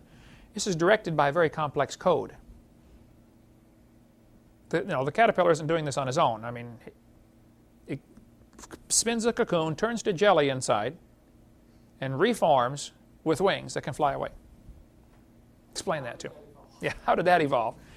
For millions of years, none of them survived. You know, they got to the cocoon stage and died. You know, turned to jelly and something ate them. You know, none of them survived. Can't reproduce until they're butterflies, right? Right, can't reproduce till they're butterflies. Oh, wow. I mean, when you study stuff like this, you say, God, you got to be so smart. And you put so many things down here just to make it look obvious that it couldn't evolve, and yet people still believe it anyway. Is it true that caterpillars have to be alive 17 years before they... There's all sorts of varieties. Some are only in the caterpillar stage for a few months, turn to a butterfly or a moth or whatever. Some are 17 years. That is an entire study in itself that you could spend a lifetime on, and it's very interesting stuff. Okay, dog, wolf, and coyote probably had a common ancestor, but a 3-year-old can tell you it's the same kind of animal. When I do at churches now, I'll say, okay, I got some animals up here on the screen. How many kids are 5 and under? Raise your hand. By then the parents got to wake them up, you know, hey, wake up, kid, raise your hand. Okay. Okay, now boys and girls, now let's see who can be the first one to tell me the answer to this one. Here we have a dog, a wolf, a coyote, and a banana. Which one is not like the others? And I get some 5-year-old to raise their hand, and I'll make everybody clap. Yeah, hey, Johnny got it here, you know. It's obvious. And yet somehow they don't see it. If Charlie wants to believe a dog and a banana have a common ancestor, I don't care what Charlie believes. But that's not science. That's his religion. And I still am 0 for 50. In the 50 debates I've done, I have never gotten an evolutionist to admit that evolution is religion. I've come close. Have you? But I mean, once they realize what they're about to say, They stop. they stop. They can't say that, you know, right? But it is. See, because once they admit it's a religion, then they're going to say, well, then we shouldn't be teaching this in school, should we? It's precisely my point. Welcome to our side. Whatever evolutionists say, Okay, we're going to quit here and take a break in a second, but in Genesis chapter 1, the first chapter in the Bible, 10 times the phrase appears, after his kind. That'll be a quiz question. Genesis chapter 1, the phrase after its kind or after his kind or after their kind, that phrase appears 10 times in only 31 verses. I think God wanted us to get the message. After the kind. And many people get into debates with evolutionists and they get themselves in trouble because they start arguing about species. And they're doing exactly what Darwin's contemporaries were doing, and they don't even realize it. They're falling into the trap of saying species never change. Yes, species do change, but kinds don't. Same kind. For one thing, who decides what's a new species anyway? People say, all scientists believe in evolution. I say, oh, really? Who decides who's a scientist? Speaking of spiders, we got one there. Okay, let's take a little break. When we come back, we'll finish up part 4. Well, let's continue now with what the textbooks teach versus what the Bible teaches versus what Charles Darwin teaches about evolution. The Bible says several times, actually 10 times in the first chapter in the book of Genesis, that the animals and plants will bring forth after his kind. Notice the use of the word kind, after his kind. See, the problem is this word evolution has at least 6 different meanings, or 6 different levels, or phases, or steps, whatever you want to call it. The first one would be cosmic evolution. That's the Big Bang. We talked about that in an earlier session. And then there's chemical evolution, and then stellar evolution, and then organic evolution. That's the origin of matter. And then macroevolution. Now, the last one is called microevolution. I object to the term. Okay, I don't think microevolution is a good term, but we're stuck with it. Okay, everybody uses the term microevolution, so let's just define this now and show you that microevolution happens, but it should just be called a variation within the kind, exactly like the Bible says. Macroevolution is what does not happen. And some professors are always trying to give me a hard time saying, well, just exactly where is the line between micro and macro? Well, I don't know exactly where the line is in all cases, but it's obvious there is a line. See, evolution is a religious worldview when you get above microevolution. Nobody's ever observed any macroevolution. Evolution is a religion because its followers believe that it can violate the laws of thermodynamics, the first and second laws. They ascribe to evolution this mystical force that they call evolution. They give it the same power that we give to God. Evolution knows what it wants, or evolution directs things to happen, or evolution can overcome the laws that we see in nature, like the first and second laws of thermodynamics. So it gives evolution, which is its God actually, the power to create the universe and to create life. Evolution calls for faith in all sorts of things. You have to believe matter created itself. You have to believe matter can come to life and then learn to reproduce, and then change from one kind to another. All of that stuff is purely taken on faith. There's no evidence for that whatsoever. Thirdly, members who no longer believe in evolution will be excommunicated. I mean, if you stop believing this theory, you will lose your job. And there are many professors and teachers in school who have become critical of evolution theory and have lost their job. It just is, it's discrimination. It happens all across the country, though. Fourthly, only members in good standing, then, are considered worthy of judgment, and therefore, if you don't believe in evolution, you're not worthy of judgment, so all those worthy of judgment believe in evolution. That sounds like Soviet style to me. A teacher gets up in the Soviet Union 10 years ago and says, kids, I don't believe in communism anymore. Well, he's going to lose his job or his life. And then they can survey all the teachers and say, how many believe in communism? And of course, they all raise their hand. And they'll say, see, kids, all the teachers believe in communism. Therefore, it must be true. That's a Russian-style ballot, what we've got here in America, when it comes to evolution. Because if a teacher stands up against the evolution theory, they are likely to lose their job, or certainly their government grants. Their financing will dry up. Ask Robert Gentry what happened to him at Oak Ridge Laboratories when he started publishing information against the evolution theory. Evolution tries to answer the basic questions to life, like who are we, why are we here, where did we come from, where are we going when we die. It does the same thing any other religion does. It answers the 4 basic questions to life.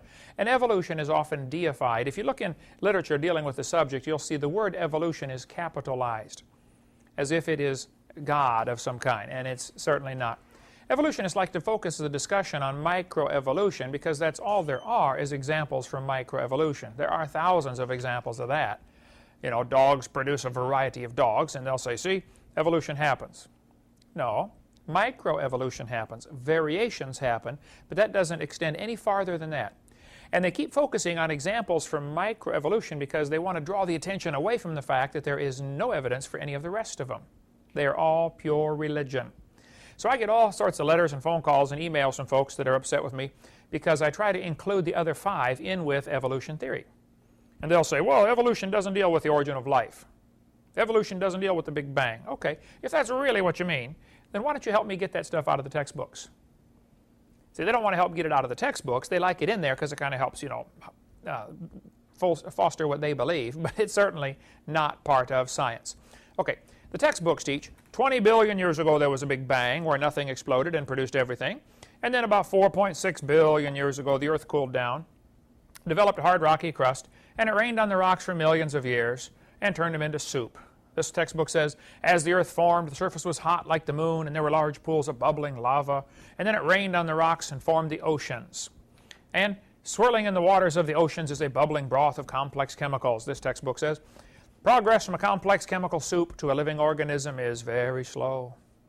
Well, I guess it is. It's totally stopped. Doesn't happen at all.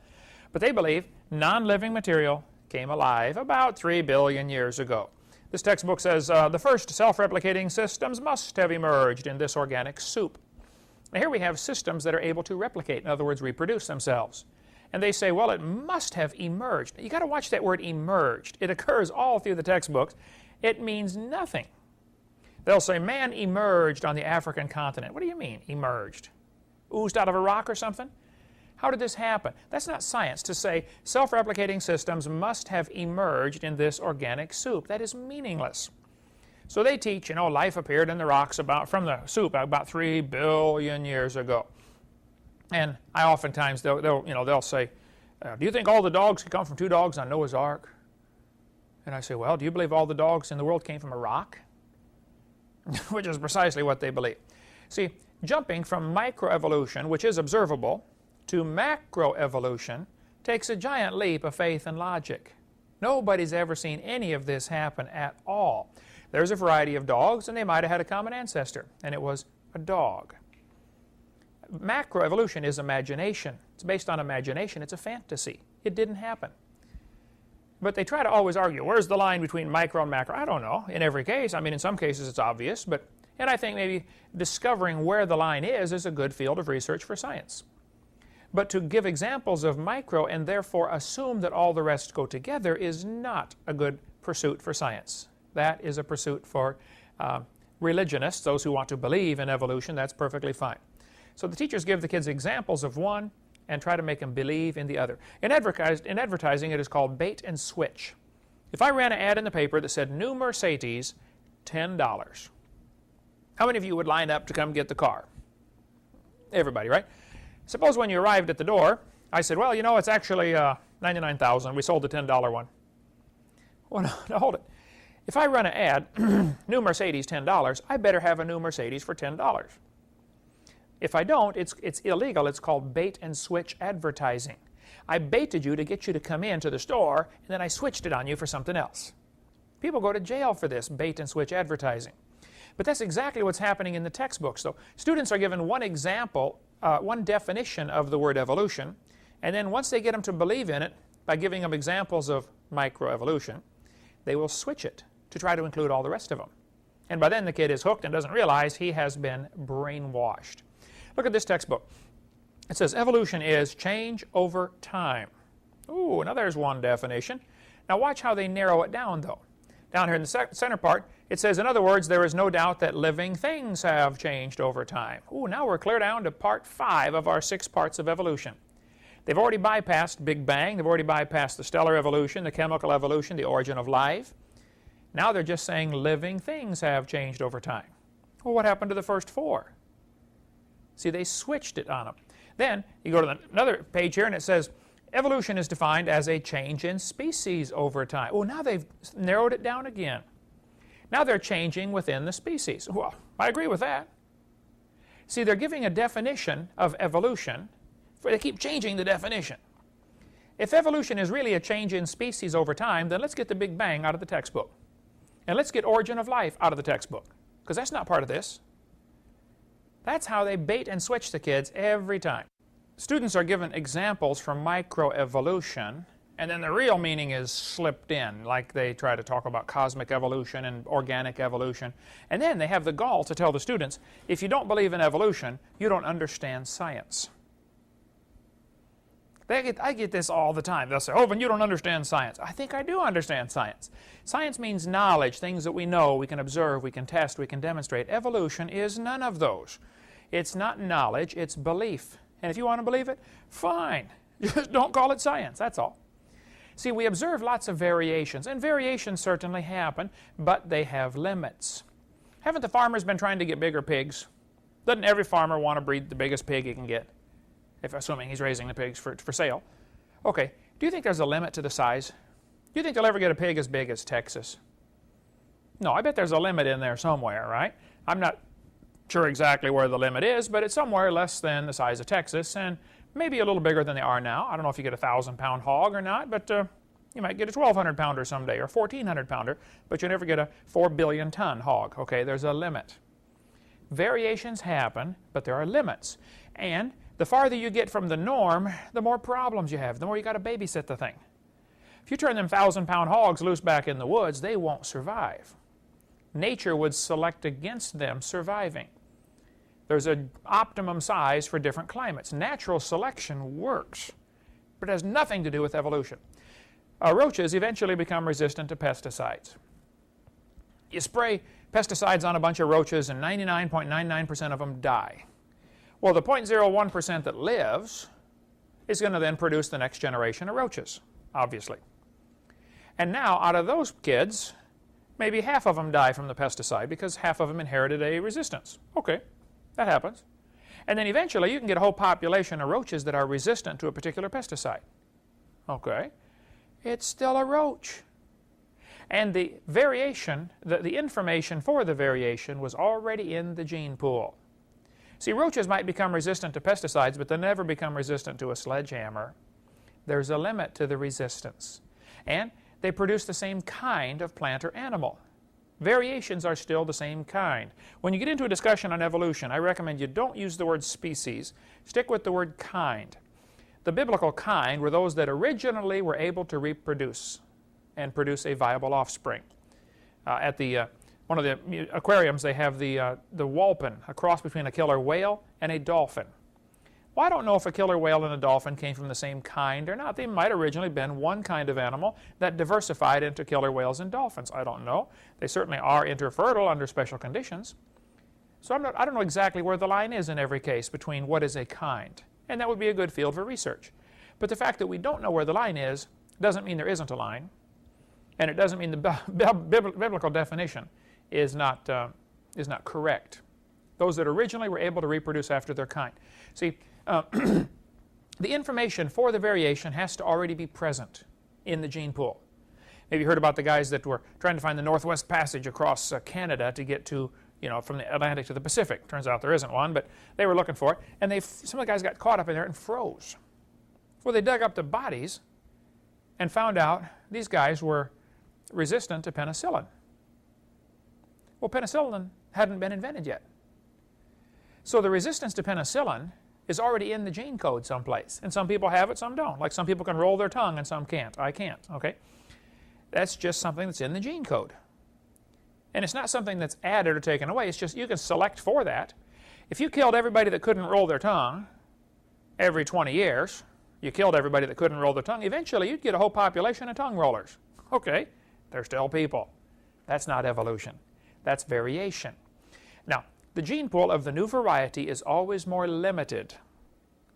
Somebody spent years crossbreeding dogs to develop the Chihuahua. Imagine that, all that work to make a dog that is 100% useless. Turn all the Chihuahuas loose back into the woods and tell me how long they'll last. They'd run up to the wolf, yip, yip, yip, yip, yip, yip, yip, crunch, end of gene pool. They wouldn't survive. You have to babysit them. You got to protect them because they can't protect themselves. So that is an example of artificial selection where man selected a particular trait and kept selecting and selecting and ended up with a Great Dane or a Chihuahua or whatever. That's natural. That's artificial selection, and it works with some pretty wild varieties. But they're still a dog. They still have the genes for dog, and they're still interfertile. Genetic information is always lost, not added, when you get a variation like that that is selected either by artificial or natural selection. Some information is lost. I come from Illinois, corn country. They have so many kinds of corn up there, they have to number them. You drive down the highway and you'll see, BX65, don't mix it up with XL29, something will blow up. But you can crossbreed your corn from now till the cows come home, and you always get corn. You will never get a hamster or a tomato or a whale to grow on that corn stalk. It's not going to happen. See, variations happen within the kind, and that's all we ever observe. There's a variety of dogs, and they might have had a common ancestor. It was a dog. It could be that the horse and the zebra had a common ancestor. I wouldn't argue with that. But it looks like a horse. I mean, stand back and look at it. Okay, it's the same kind of animal. There's varieties of cows, and they probably had a common ancestor, and it was a cow. There are all kinds of varieties, but they're limited at that. Okay, and you have to stress that. If somebody says, we've got evidence for evolution, they'll always give you an example of microevolution. Always. Never anything beyond that. No animal changing from one kind into another.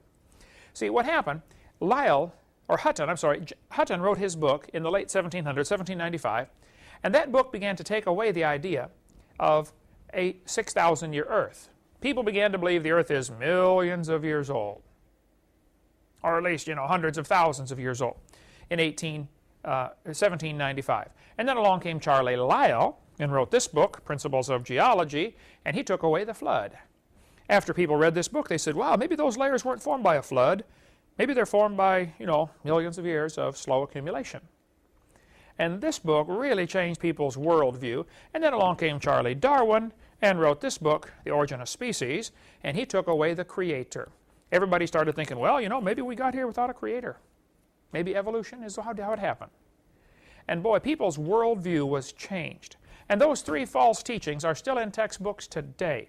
They're still teaching the Earth is millions of years old. They're still teaching today's processes created the Earth and created the canyons and all the features we see. And it avoids the obvious use of catastrophes to create these things. And they're still teaching evolution occurs. That stuff's in textbooks right now in your county and my county. The Bible warned us about science that is falsely so-called. Now, I like science, and I've got tons of science books. But science that is falsely so-called, that's where evolution fits in. It is called science, but it should not be called science. It's actually a religious worldview. There is no scientific evidence to back it up.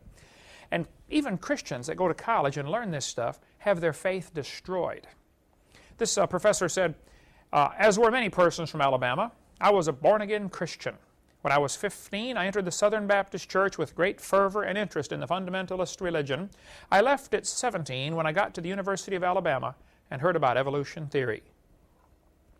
And that professor now teaches at Harvard University and destroys the faith of thousands of other kids who come through his class. Because he went off to school unprepared to handle the evolution philosophy that was going to be crammed down his throat, and he believed it. Especially at 17, you got to figure the hormones develop faster than the brain. Satan knows to get the kids the first couple years of college because they kind of like an idea to get away from God anyway, and the restrictions of the Christian fundamentalist religion. Thou shalt not commit adultery and stealing and lying and all these kind of stuff. And all of a sudden it's pretty nice to not have a God telling you what to do. Especially in a prosperous country like America, nobody wants restrictions on their lifestyle because there's so many opportunities to sin. And as the Bible says, there's pleasure in sin for a season. That season will come to an end, and then you got to reap what you sowed. Do you know 75% of all the kids that go from Christian homes to secular universities, public schools, and universities will lose their faith after 1 year of college? I remember my freshman year at Illinois Central College. I had teachers who thought it was their duty in life to destroy my faith as a Christian. And it was a trial and a struggle. And if you go to a secular college, I guarantee you'll have at least one, probably several, but you'll have some teachers who just think it's their duty in life to ruin your faith. And they've got all their pet questions they'll ask you, can God make a rock so big you can't lift it, and all this kind of stuff, if God is good, why is there evil in the world? And all these questions have been answered years ago. But they'll bring them up to the freshman who doesn't have an answer, and the kid goes home and starts to lose his confidence in God's Word.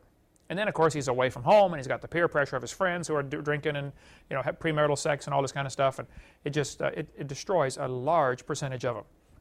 Now, as much as I like science, and there's an awful lot of good science in these books, there's some poison in there.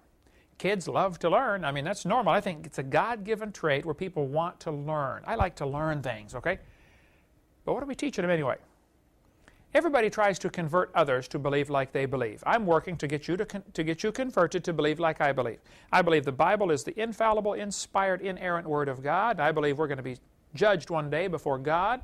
And you better get right with God or you're going to hell if you're not saved. And if you are saved, you better keep your heart right with God or you're going to be punished by your Heavenly Father. I believe the Bible teaches that, okay? So I believe that. And I'm trying to convert you. The Bible says, knowing the terror of the Lord, we persuade men. But it would not be right for me to try to convert you to my belief and lie to you in order to change your mind. That would be wrong. That would be criminal. What's happening in our textbooks, some people want the kids to believe in evolution theory, but they lie to them to get them to believe the theory. If I told you 20 billion years ago there was a Big Bang, you people would say, wait a minute, where's your evidence for this? If I said 4.6 billion years ago the Earth cooled down, somebody's going to say, hey, where's the evidence for this? If I said life come from non-living material, where's the evidence for it? You have to give the kids some evidence. You got to make them believe. What evidence do they give for evolution theory? Well, let's talk about a few of these things here. Students are taught, here's a typical chapter from a textbook. It says we have evidence of evolution from fossils. We have evidence from structure, evidence from molecular biology. How we determine the age of fossils. We have evidence from development. This is what they show the kids. They're going to try to present them some evidence. Now we're going to spend quite a bit of time looking at the evidence that is presented and how it doesn't really hold up to scientific inquiry. It's outdated, false information. It's been proven wrong a long time ago, but they still keep it in the books today to try to get the kids to believe in this silly theory. Then they tell the kids the theory of evolution is based upon natural selection. Now let's just discuss all this here.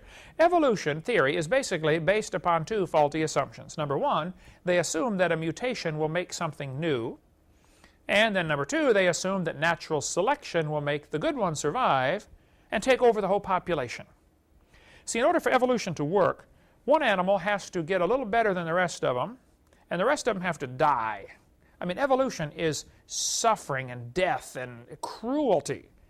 Not at all the way God would make things, not the God that I would want to worship anyway. People say, couldn't God use evolution? Well, I'm sure he could, but he didn't, and he wouldn't. That's a stupid, retarded God that has to use evolution to get us here. If you believe God used evolution to get us here, you've got the wrong God. You ought to trade him in for the real one, the almighty, all-powerful God of the universe. You ought to trade that God in. So they're going to say, mutations will make something new. Well, let's talk about this. Mutations certainly happen. This picture shows a bunch of roses. The textbook says, mutations are the original source of variation in populations. Okay, I agree. The original rose only had 5 petals. It looked kind of like a daisy. And then, the rose we have today is a mutant variety. Probably many folks wouldn't even recognize a real rose if they saw one. They've only seen the mutant roses. Somebody capitalized on this, pretty looking rose with all these petals curling up.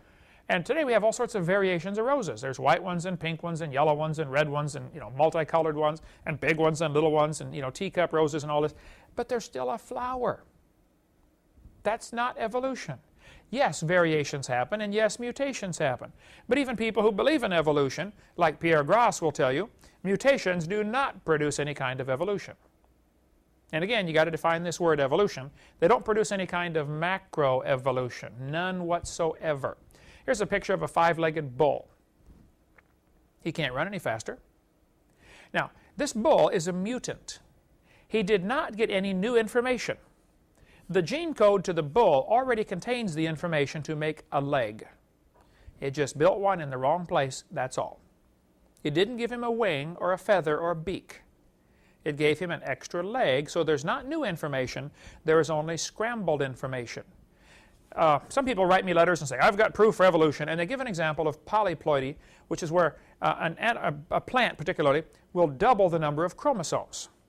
And you end up with giant strawberries or giant fruit of some kind because it's exactly double the number of chromosomes. That's not any new information. It's a copy of information that's already existing. That's not evolution. Nothing new's been added, and it's still a strawberry. No, I'm sorry, that is not evolution. And in nature, probably wouldn't survive. Not generation after generation anyway, it wouldn't make it. Here's a picture of a short-legged sheep. Notice what the textbook says. This mutation would not last in nature. Well, of course not, man. He's the first one the wolf is going to catch. Go, boys, go. Here comes the wolf. Oh, Herman didn't make it. See, mutations happen, but they deal with information that's already present, and it diminishes the amount of information. The sheep already had a gene pool code to tell him how to make legs. It just made them shorter. It didn't give him wings. It didn't give him a beak. It didn't give him a bigger brain where he could think like a human. It gave him shorter legs, and he already had legs. That's supposed to be an example of evolution. Well, that's an example of a mutation. Certainly mutations happen, but that's where they stop. They don't do anything. Here's a 2-headed turtle. That's a mutant. It's not ninja, just a mutant turtle. If you've seen the TV series about teenage mutant ninja turtles or something like that, you'll appreciate that. But 2-headed turtle is a mutant, and it's not helpful. He's going to freeze first winter. Nobody makes a double-neck turtleneck sweater. They just aren't going to survive. Okay. A mutation is a scrambling of information that's already existing. I remember as a kid, every Christmas we'd get together with the family and we would play games around the Christmas tree, around the stockings or something. And we would say, who can make up the most words from the word Christmas? And you pick out the letters and rearrange them, and you can get, has, Matt, Sam, Christ, Ram, all sorts of, probably hundreds of words can be obtained from just scrambling the letters that are already existing in the word Christmas. But you're never going to get Xerox or zebra or queen. The letters aren't available. And that's what a mutation does. A mutation will scramble information that's already existing, but it's not going to give you any new information. It doesn't create anything new. It just scrambles what you had. It's not going to help at all for evolution. This textbook shows a picture of a mutant fly. Now look carefully what they said here. Normal fruit flies have 2 wings. This mutant has 4. This rare mutation, like most mutations, is harmful. Beneficial mutations are the raw material for natural selection. Well, now hold on a second. Why would they show us a harmful mutation and then tell us that beneficial mutations are the raw material for natural selection? Why didn't they show us a beneficial mutation? You know why they didn't show a beneficial mutation? Because nobody's ever seen one. There are no beneficial mutations. They don't exist. One guy said, we've got beneficial mutations because sickle cell anemia is a beneficial mutation. If you get sickle cell anemia in Africa, then you can't get malaria. Oh. Well, that's probably true. Okay. But you can die from malaria or you can die from sickle cell anemia. So to say that sickle cell anemia is a beneficial mutation because you can't get malaria is like saying, if you cut off your legs, you can't get athlete's foot. Well, that's true, but you need your legs, okay? That's not a beneficial mutation. And if that's the best example you've got for a mutation being something beneficial, you're in sad shape if you're trying to prove we all came from a rock. If that's the best example you can give is the sickle cell example, you got a problem, okay? You got a silly philosophy. You ought to change what you believe, okay? This textbook says evolution and natural selection go together. Whole chapter on it. It says natural selection causes evolution. Well, now hold it. Natural selection certainly happens. We have no argument with that. The creationists thought of it first. Natural selection is what is called a conservative process. It doesn't create anything new. It conserves the species or kind as it is. Natural selection weeds out the inferiors and keeps defective organisms from taking over the population. Natural selection works. I got no argument with that. It has nothing to do with evolution, though. It's not going to cause any new kind of animal. This textbook says natural selection can only act on biologic properties that already exist. It cannot create properties in order to meet adaptational needs. There have been many times when I needed a third arm when I was building a house. It'd be nice to hold the board and hold the hammer and know how do I get the nail out. Okay? But just because I feel the need for one is not going to create one. It'd be nice to have wings. Many times I wish I had wings. I could fly someplace, get there faster, get out of a traffic jam. But the fact that I feel this need for them is not going to create them. And it'd be nice to have an eye in the back of your head to see the kids when they're playing when you're busy working. Okay, that'd be nice. A lot of moms would wish they had an eye in the back of the head. But needing one and feeling the need for it very strongly is not going to create it. It has to be in the genetic information. See, natural selection is sort of like a quality control. If you worked in a factory that produced cars, I worked at General Motors, okay? And when I worked there at General Motors, we built trucks. GM Truck and Coach Plant, Pontiac, Michigan. Plant number 6. If I'm working on the assembly line, building these trucks, and when they get to the end of the assembly line, somebody checks them. You know, kick the tires, slam the door, make sure it starts, drive it around, and look for defects. That's normal. Almost any factory that produces any complex item has a quality control. Before it goes out the door, you check it. That's common sense. Suppose these trucks are going through, or suppose you work in a Fisher Body, or you work in General Motors or someplace and you're building cars. And your job is to check every car that comes by and look for defects.